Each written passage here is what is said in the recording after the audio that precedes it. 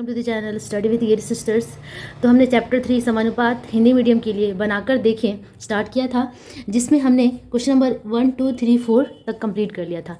आज की इस वीडियो में नेक्स्ट क्वेश्चंस को करेंगे, दैट इज़ 5 6 7 8। ठीक है, तो आप अच्छे से वीडियो को ध्यान से देखिएगा ताकि सारे सोल्यूशन आपको समझ में आए, और साथ में ही चैनल को सब्सक्राइब जरूर कर दीजिएगा, क्योंकि आप लोग देखते हैं ना लाइक करते हैं और ना ही सब्सक्राइब करते हैं। अगर आपको थोड़ा सा भी एडवांटेज, थोड़ा सा भी फ़ायदा हो रहा है तो प्लीज़ लाइक ज़रूर कीजिए, क्योंकि इससे हमें मोटिवेशन मिलता है कि हाँ, हम जो कर रहे हैं वो वर्थ इट है। ठीक है, तो प्लीज़ आप वहाँ पर लाइक का बटन ज़रूर दबाएँ अगर आपने वहाँ से हेल्प ली है, तो साथ में सब्सक्राइब भी कर लें ताकि जितने भी नोटिफिकेशंस हैं न्यू वीडियोस के वो आपको मिलते रहें। तो चलो स्टार्ट करते हैं क्वेश्चन नंबर 5 से। क्वेश्चन नंबर 5 ये कह रहा है, एक राहत शिविर में 4000 लोगों के लिए 190 दिन का खाद्य सामग्री है। 30 दिन बाद 800 लोग दूसरी जगह चले जाते हैं, तो बचा हुआ खाद्य पदार्थ बचे लोगों में कितने दिन तक चलेगा। एक राहत शिविर है जिसमें 4000 लोग हैं, लेकिन खाद्य सामग्री 190 दिन तक ही अवेलेबल है। 30 दिन बाद क्या होता है कि 800 लोग कहीं और चले जाते हैं, मतलब 800 लोग यहाँ से कम हो जाते हैं, 4000 लोगों में से 800 लोग कम हो गए। 30 दिन तक ही इन्होंने 30 दिन तक रहने के बाद 800 लोग चले जाते हैं, तो जो 30 दिन तक उन्होंने खाना खाया होगा उसमें जो एक्स्ट्रा बचा वो कितने दिन तक चलेगा वो खाना। ठीक है, ये हमें फाइंड करना है। ओके, तो चलो स्टार्ट करते हैं। ठीक है, तो इस तरीके से लिखेंगे, हमें कितने दिन तक चलेगा बात हो रही है ना, मतलब हमें दिन निकालना है, इसलिए मैंने दिन को इधर रखा है और लोगों की संख्या को इधर रखना है। ये बहुत मैटर करता है, जो आपको निकालना है ना वो आपको राइट हैंड साइड में, ठीक है ना, ये राइट हैंड साइड में आपको रखना है। तो मैंने यहाँ पे लोगों की संख्या 4000 थी, तो कितने दिन तक खाद्य सामग्री था, 4000 लोग भी 190 दिन तक का था। ठीक है, लेकिन जो 4000 लोग हैं सारे लोग 190 दिन तक उस खाद्य सामग्री को नहीं लेते हैं, 30 दिन तक लगातार ये लोग ले रहे हैं, 30 दिन तक लगातार ले रहे हैं। ठीक है, तो जो टोटल दिन था वो कितना था, 190 था। ठीक है, उसमें क्या हुआ, 30 दिन तक चला है, मतलब कितना दिन बच गया। ठीक है, तो 190 में से 130 30 घटा देंगे तो 160 दिन, तो अभी कितना दिन बच गया, 160 दिन बच गया। ठीक है, और लोगों की संख्या भी यहाँ आके घट जाती है, 4000 में से 800 लोग कम हो जाते हैं। ठीक है, तो कितने लोग बचते हैं, 3200 लोग। अब 3200 लोग कितने दिन तक उस खाने को ख़त्म करेंगे, ये हमें यहाँ पे निकालना है। एक बार और मैं बताती हूँ, 4000 लोगों के लिए 190 दिन का खाना था, लेकिन क्या 190 दिन तक चला था ना, 30 दिन तक ही 4000 लोग खा पाए थे। ठीक है, तो बस 30 दिन तक ही खा पाए थे, इसलिए जो एक्स्ट्रा दिन बचता है, कितना दिन बच रहा है, ठीक है, तो 30 दिन तक ही यूज़ कर पाए हैं, तो एक्स्ट्रा जो टाइम बचता है वो कितना टाइम बच गया, 160 दिन का बच गया, क्योंकि 190 दिन का टोटल टाइम था उस खाने को ख़त्म करने के लिए, लेकिन 30 दिन तक ही लोग खाने के बाद बाकी लोग चले गए थे, तो अब 160 दिन बचा हुआ है। अब इस 160 दिन में 3200 800 लोग चले गए हैं, तो 3200 लोग बच गए हैं। अब बचे हुए लोग उस खाने को कितने दिन में कंप्लीट करते हैं, खा जाते हैं, ये हमें यहाँ पे फाइंड करना है। ठीक है, तो हमने यहाँ पे लिख लिया, बस हमने हमारा ये बन गया, इसके बाद तो बन जाता है। और रिलेशन यहाँ पे हमें निकालना होगा कि लोग और दिन में क्या रिलेशन है, तो मैंने पहले ही बता रखा है कि लोग और दिन में हमेशा उल्टा समानुपात होता है। ठीक है, हमेशा उल्टा होता है, लेकिन इसको लिखने का तरीका होता है। अब अगर सोचो कि 4000 लोग हैं, ठीक है, और 160 दिन है उनके पास बचा हुआ, तो जब लोगों की संख्या अगर हम बढ़ा देते हैं, यहाँ पे लोगों की संख्या घट रही है ना, यहाँ तो डिक्रीज़ हो रही है, घट रही है, अगर लोगों की संख्या घट जाती है, ठीक है, तो जो टाइम है वो टाइम बढ़ जाएगा। कैसे, अगर लोग कम रहेंगे, आपको मैं छोटा एग्जांपल लेके बताती हूँ कि अगर 5 लोग हैं और वो 2 दिन में खाना को ख़त्म कर देते हैं, लेकिन लोगों की संख्या हम घटा दी, अगर 3 लोग हैं तो उस खाने को कितने दिनों में ख़त्म करेंगे, उसी सेम खाने को वो ज़्यादा दिन लगाएंगे, तो समझ लो वो 4 दिन में ख़त्म करेंगे, क्योंकि लोगों की संख्या घट गई लेकिन खाना उतना ही था, तो वो कितने दिन में ख़त्म करेंगे, उनको ज़्यादा टाइम लगेगा उस खाने को कंज्यूम करने के लिए। ठीक है, 5 दिन, ज़्यादा आदमी है तो जल्दी ख़त्म कर लेते हैं, लेकिन अगर आदमी की संख्या कम कर देंगे तो वो खाना को लेट से ख़त्म करेंगे, तो वो 4 दिन में ख़त्म करेंगे। तो इस तरीके की लोगों की इफ़िशियंसी, खाने की क्षमता, कार्य करने की क्षमता की जब बात आ जाती है तो समानुपात उल्टा हो जाता है, मतलब अगर लोगों की संख्या हम कम कर देते हैं तो दिन हमारा बढ़ेगा। ठीक है, इसलिए यहाँ पर एक उल्टा समानुपात होगा। तो हम यहाँ लिखेंगे कि यदि लोगों की संख्या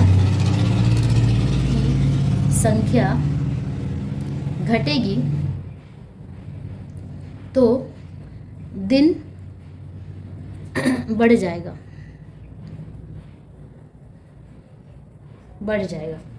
ठीक है, और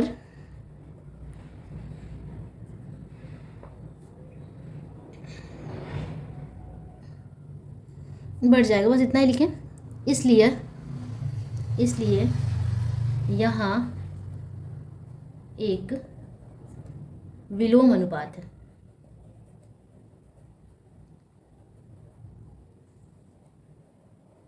यहाँ एक विलोम अनुपात है, ठीक है। अब हम क्या करते हैं कि ये तो हमें नहीं पता है। अब यहाँ लिखेंगे माना 3200 लोग उस खाद्य सामग्री मेरा स्पेलिंग बहुत मिस्टेक होता है, एक बार अच्छे से देख लूँ। खाद्य सामग्री होता है, सामग्री होता है, ठीक है। खाद्य सामग्री को सा है ये, ठीक है, को x दिन में ख़त्म करते हैं,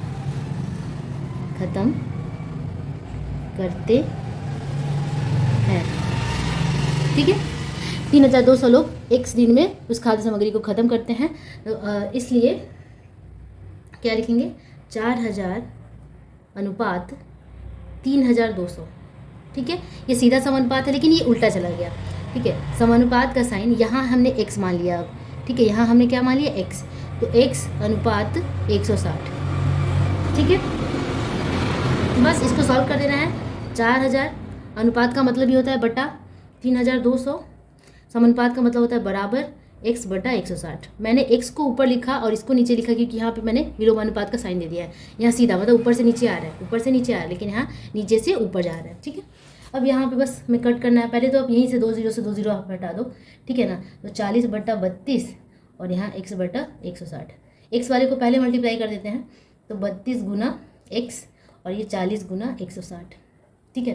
बाकी को मैं इधर सॉल्व कर दूँ, तो x बराबर 40 मल्टीप्लाई 160 डिवाइडेड 32। अब इसको काट सकते हैं हम। 16 के पहाड़ा में दोनों आता है ना, 16 दूना 32 और 16 का 16 और एक 0 10 टाइम्स में, और ये रूट से 20 टाइम्स में कट गया, तो 20 10 जा 200, मतलब कि 200 क्या आ गया, दिन, ठीक है। एक हमने क्या माना था, इसलिए 3200 लोग 200 दिन में खाद्य सामग्री को ख़त्म करेंगे, ठीक है। ये आपका आंसर हो गया। तो इस तरीके से हमने क्वेश्चन नंबर 5 को सॉल्व कर लिया। अब आगे बढ़ते हैं नेक्स्ट क्वेश्चन नंबर 6 पे। चलिए अब देखते हैं क्वेश्चन नंबर 6 क्या कह रहा है। 3 छाता 1 कुर्सी का मूल्य 600 रुपये है, ठीक है। 2 छाता 2 कुर्सी का मूल्य कितना होगा। 3 छाता है और 1 कुर्सी है, उसका मूल्य 600 है, और 2 छाता तो 2 कुर्सी का मूल्य कितना होगा। चलिए सीधे बनाते हैं, बनाते आपको समझ में आ जाएगा। ओके, अब चलते हैं क्वेश्चन की तरफ। क्वेश्चन में साफ साफ लिखा हुआ है कि 3 छाता या 1 कुर्सी का मूल्य, मतलब 3 छाता का जितना मूल्य होगा उतना ही मूल्य 1 कुर्सी का है, ठीक है। तो इन दोनों को हमें अलग अलग निकालना पड़ेगा। अगर इस तरह बोलता कि 3 छाता और 1 कुर्सी का मूल्य 600 रुपया है, इसका मतलब छाता और कुर्सी को मिलाकर 6 रुपया मूल्य है। लेकिन क्वेश्चन में कह रहा है 3 छाता या का मतलब और होता है, या तो छाता या तो कुर्सी, ठीक है। जितना छाता का मूल्य है उतना ही कुर्सी का ही मूल्य है, तो दोनों को हम लोग अलग अलग निकालेंगे, ठीक है। कंफ्यूज मत होइएगा। एक बार क्वेश्चन को फिर से मैं पढ़ के सुना देती हूँ कि 3 छाता या 1 कुर्सी का मूल्य 600 रुपया है, तो 2 छाता एवं 2 कुर्सी का मूल्य कितना होगा। मतलब यहाँ पे एवं दिया हुआ है, इसका मतलब ये जो है इसको दोनों को हमें एक साथ लेना है, बट जो अलग अलग इसको हम निकालेंगे क्योंकि यहाँ पे या लिखा हुआ है, ठीक है। तो छाता की संख्या कितनी है, 3 है, ठीक है, और मूल्य कितना है 600 रुपया। अगर छाता की संख्या 2 हो जाता है, दो छाता है ना लास्ट में, 2 छाता का मूल्य कितना होगा 2, तो मूल्य कितना होगा, ठीक है। तो यदि छाता की संख्या घटती है, यदि छाता की संख्या घटती है तो मूल्य भी घटेगा। ये एकदम सीधा बात है। हम कहीं भी जाते हैं मार्केटिंग करने के लिए, तो अगर हम ज़्यादा अमाउंट में, अगर मैं 3 पेन खरीद लूँ, 3 पेन्स खरीद लूँ, ठीक है ना, 3 पेन्स एक एक्स्ट्रा या फिर 2 पेन में खरीद लूँ, दोनों का दाम 10 रुपया होता है। लेकिन अगर मैं सिर्फ 1 पेन खरीदूँ तो 1 पेन का दाम 5 ही रुपया होगा। इसका मतलब अगर हमने छाता की संख्या यानी कि पेन की संख्या अगर बढ़ा देते हैं तो मूल्य भी बढ़ जाता है। यहाँ सेम वही बात है कि अगर छाता की संख्या हम घटा देते हैं तो मूल्य भी घट जाता है, ठीक है। तो अगर छाता की संख्या हम घटाएंगे तो मूल्य भी घटेगा। इसका मतलब यहाँ एक सीधा समानुपात है, अर्थात यहाँ एक सीधा समानुपात है, सीधा समानुपात है। प्लीज़ मेरी हैंडराइटिंग पे मत जाइएगा, मेरी हैंडराइटिंग बहुत ही गंदी है। आप कोशिश कीजिएगा जो मैं बोल रही हूँ उसको ध्यान से सुने ताकि आपको सोल्यूशन समझ में आए, ठीक है। तो अगर छाता की संख्या घटती है तो मूल्य भी घटेगा ऑब्वियसली। तो यहाँ पे एकदम सीधा है, बिल्कुल सीधा, ठीक है, सीधा समानुपात है। तो अब बस हम यहाँ पे मान लेंगे कि माना दो छाता का मूल्य बराबर x रुपया है, ठीक है। दो छाता का मूल्य हमने यहाँ पे x मान लिया, ठीक है। अगेन मतलब कि इसके बाद हम लोग क्या लिखेंगे कि इसलिए 3:2 समानुपात का साइन 600:x, क्योंकि ये जो क्वेश्चन मार्क है इसकी जगह हमने x मान लिया था। अब बस हमें पता है कि अनुपात का मतलब होता है बटा कर दे, इसका मतलब इक्वल्स 600/x। अब इसको क्रॉस मल्टीप्लाई करते हैं, x को पहले करते हैं 3x और ये हो गया 600 गुना 2। मैं इसको पूरा मल्टीप्लाई नहीं करती हूँ क्योंकि कॉम्प्लिकेटेड हो जाएगा, जितना छोटा हो उतने काटने में आसानी होती है।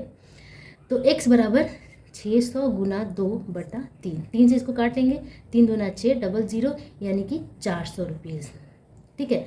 तो दो छाता का मूल्य कितना हो गया? दो छाता का मूल्य हो गया 400 रुपये, ठीक है। अब आगे क्वेश्चन में कह रहा था कि 3 छाता या एक कुर्सी ना, एक कुर्सी का मूल्य 6 रुपये है।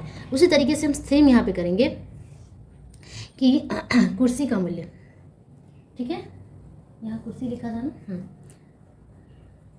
कुर्सी का मूल्य, ठीक है, कुर्सी की संख्या, सॉरी कुर्सी की संख्या और यहाँ पे मूल्य, ठीक है। तो कुर्सी की संख्या कितनी थी? एक, है ना। 3 छाता या एक कुर्सी का मूल्य 600 था, मतलब कि दोनों का अलग अलग मूल्य हम 600 लिख सकते हैं, ठीक है। एक कुर्सी का मूल्य 600 है, तो लास्ट में क्वेश्चन में क्या करें, तो दो छाता और दो कुर्सी, तो दो छाता का मूल्य तो हमने यहाँ निकाल लिया, लेकिन दो कुर्सी का भी तो हमें निकालना होगा, तो दो कुर्सी का मूल्य कितना होगा, ठीक है। तो अब वही यहाँ पे लिखना है आपको फिर से कि अगर कुर्सी की संख्या बढ़ेगी तो कुर्सी की संख्या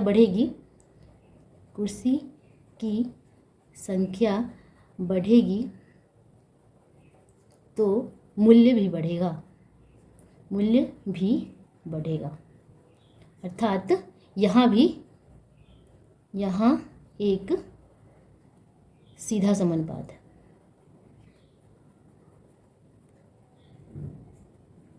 सीधा समानुपात है, ठीक है। ये एरो हमें इस तरीके से देना है। अब हमने मान लेना है कि माना दो कुर्सी का मूल्य बराबर y मैंने यहाँ ले लिया, ठीक है। बस इसको सॉल्व करना है, 1:2 समानुपात का साइन 600:y, ठीक है। बस इसको सॉल्व कर दो, 1/2 = 600/y, क्रॉस मल्टीप्लाई y को जो अज्ञात राशि है उसको पहले गुना करेंगे, y गुना 1 यानी कि y, और 2 गुना 600 यानी कि ये गुना करके हो गया 1200।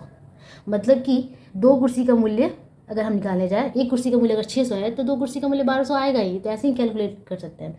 तो दो कुर्सी का मूल्य बराबर 1200 रुपया, ठीक है। लेकिन क्वेश्चन यहाँ ख़त्म नहीं होता है। क्वेश्चन में कहा था साफ साफ कि दो छाता और दो कुर्सी का मूल्य कितना होगा, तो हम यहाँ पे आंसर में लिखेंगे दो छाता और एवं लिखा था, और एक ही बात है, दो कुर्सी का मूल्य, दो छाता और दो कुर्सी, दो छाता का मूल्य कितना आ गया 400 रुपया, दो कुर्सी का मूल्य 1200, तो 400 में 1200 जोड़ देंगे, ठीक है। तो ये हो गया 1600 रुपया, 1600 रुपया, ये आपका आंसर हुआ, ठीक है। तो लास्ट वाला जो आंसर है कि दो छाता और दो कुर्सी का टोटल मूल्य कितना हुआ है, तो वो हो जाता है 1600 रुपया, ठीक है। तो इसी के साथ ये सोल्यूशन कंप्लीट होता है। नेक्स्ट सोल्यूशन पे बढ़ते हैं, क्वेश्चन नंबर 7 पे। ओके, तो क्वेश्चन नंबर 7 आप देख सकते हो, ये बड़ा ही ये आपको खुद ही एक क्या कर सकते हैं, एक्टिविटी टाइप का सा है।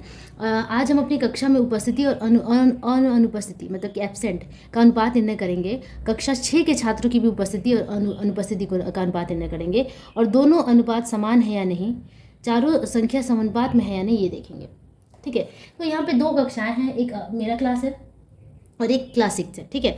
तो मान लो कि ये एक एक्टिविटी आपको खुद ही करना है, क्योंकि आपकी क्लास की संख्या मुझे नहीं पता, ठीक है ना। तो अगर मान लेते हैं कि मेरे क्लास में टोटल नंबर ऑफ़ स्टूडेंट जो है, टोटल स्टूडेंट्स कितने हैं, 50 है मान लेते हैं, ठीक है। और एब्सेंट कितने हैं, टोटल प्रेजेंट है, मतलब कि प्रेजेंट मैं बताती हूँ, ठीक है। उपस्थित कितने हैं, उपस्थित जो छात्र हैं, उपस्थित छात्रों की जो संख्या है मान लेते हैं 50। मैं ये बहुत रफली बता रही हूँ। अनुपस्थित जो छात्र हैं मान लेते हैं 25, ठीक है। अब इन दोनों का अनुपात निकाल देंगे। अनुपात 50:25, तो कितना हो जाएगा? अगर इसको काटेंगे तो 25 दूना 50 और 25 एकम 25, मतलब कि 2:1 आया। मान लेते हैं कि क्लास 6 में उपस्थित छात्रों की जो संख्या है वो है 60, अनुपस्थित छात्रों की जो संख्या है वो है 30 मान लेते हैं, क्योंकि मुझे पता नहीं, ये डेटा आपको कलेक्ट करना है और आपको बनाना है। फिर उसका भी अनुपात यहाँ निकाल लेना आप। अनुपात बराबर 60:30, ठीक है। अब इसको काटेंगे तो 30 दूना 60, ठीक है। अगर यहाँ पे सेम आ गया तो आप लिख दोगे कि हाँ दोनों ही अनुपात समान है, मतलब कि यह एक समानुपात है। लेकिन अगर सपोज करो कि उपस्थित छात्रों की संख्या यहाँ पे 60 होगी और जो एब्सेंट है यहाँ पे 20 ही होंगे, मान लेते हैं 20। अब इसको कट करेंगे तो ये हो गया कितना, 3:1 होगा, 0 से 0 गया तो यहाँ पे 6:2 हो गया। फिर इसको काटेंगे तो 3:1। तो ये यहाँ पे देखो कि ये अनुपात और ये अनुपात समान है नहीं। तो यहाँ पे अगर इस तरीके का कंडीशन आएगा तो हम क्या लिखेंगे कि दोनों ही अनुपात समान नहीं है, मतलब कि एक समानुपात नहीं है। तो इस तरीके से हमें इसे बनाना है। पहले उपस्थित देखना है, फिर अनुपस्थित देखना है, दोनों का अनुपात निकालना है। यहाँ भी क्लास 6 में भी जाना, उपस्थित देखना, अनुपस्थित देखना, दोनों का अनुपात निकालना, 2 क्लासेस का ले लेना है। उसके बाद अगर दोनों ही अनुपात समान आता है तो कहेंगे कि वो समानुपात है, अगर नहीं आता है तो कहेंगे कि समानुपात नहीं है, ठीक है। तो इसी तरीके से एक डेटा खुद ही तैयार करना है, खुद ही बनाना है। तो इसमें मैं कुछ ज़्यादा नहीं बता सकती। नेक्स्ट जो क्वेश्चन है आपका वो बड़ा ही ये भी एक्टिविटी टाइप का सा है। तो विभिन्न रंगों के घरों की संख्या को गिनकर नीचे दिए गए प्रश्नों का उत्तर दें। जैसे यहाँ पे लिखा है लाल और नीले घरों की संख्या का अनुपात कितना होगा, तो लाल का पूरा आपको गिन लेना है और नीला पूरा गिन लेना है, ठीक है। लाल और नीला तो पहले तो आपको क्या करना होगा कि ये जो पूरा डेटा दिया हुआ है उसमें सबको आप गिन के रख लो कि लाल घर का कितना है, 1 2 3 4 5 5 5 10 15 16 17 18। तो लाल हो गया 18, ठीक है। हरा हो गया इतना, पिंक हो गया इतना, येलो हो गया इतना, सबको लिख लो। उसके बाद जितना भी क्वेश्चन है ना उसका आंसर आप खुद ही बना सकते हो। सबका अनुपात ही तो निकालना है, बादामी और बैगनी, लाल और हरे। तो इस तरीके से आप इसको खुद ही कर सकते हो, इसमें मुझे बताने की ज़रूरत नहीं है। तो 7 और 8 आपको खुद करना है और बाकी के मैंने जो क्वेश्चंस अभी कराए हैं उसको अच्छे से आप कर लेना। नेक्स्ट वीडियो में हम आगे के क्वेश्चंस की तरफ मूव करेंगे, दैट इज़ 9 10 11 और फर्दर, ठीक है। तो होपफुली आपको इतना समझ में आया होगा। अगर इतना समझ में आया और वीडियो अच्छा लगे तो प्लीज़ लाइक ज़रूर कीजिए और हो सके तो सब्सक्राइब भी कीजिए ताकि नोटिफिकेशन आपको मिलते रहे। तब तक के लिए keep practising and keep watching study with Giri sisters. Bye bye.